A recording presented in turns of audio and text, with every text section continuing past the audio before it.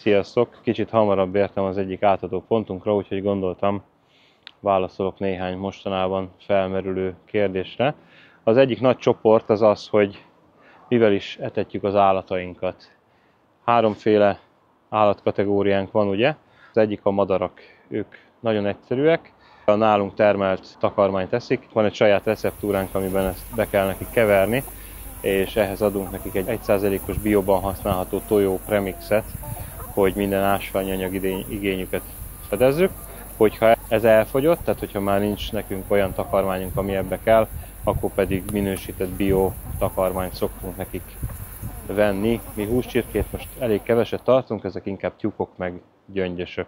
A következő csoport az a malacok, nekik a saját gazdaságunkban termelt gazdasági takarmányokat adjuk vásárolni, hogyha kell nekik, akkor egy vegyszermentes regeneratív gazdaságból vásárolunk, tehát ez nem bio takarmány, amit veszünk neki, de ismerjük azt, aki termeli, bízunk benne, elhisszük neki azt, hogy ő vegyszermentes, és ezért mi nem is minősítjük be a sertéseinket.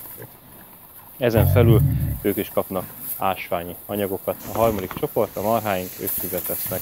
Hogyha tél van és nem tudnak füvet enni, akkor szénát szoktak enni. A fűtermelésben való lyukakat, illetve a szén a kiegészítéséül pedig takarónövényeket szoktunk nekik vetni.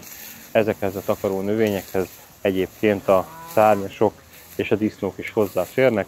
A disznók takarónövényeiben például nagyon sok szokott lenni a tarlórépa, meg a talajrazító retek, meg az ilyenek, hogy ők azt örömmel ugye kitúrják és elfogyasztják. A többiek azok inkább csak a leveleket eszik, ez takarmány kiegészítés, amit mi használunk. Találkozunk a következő videóban, sziasztok!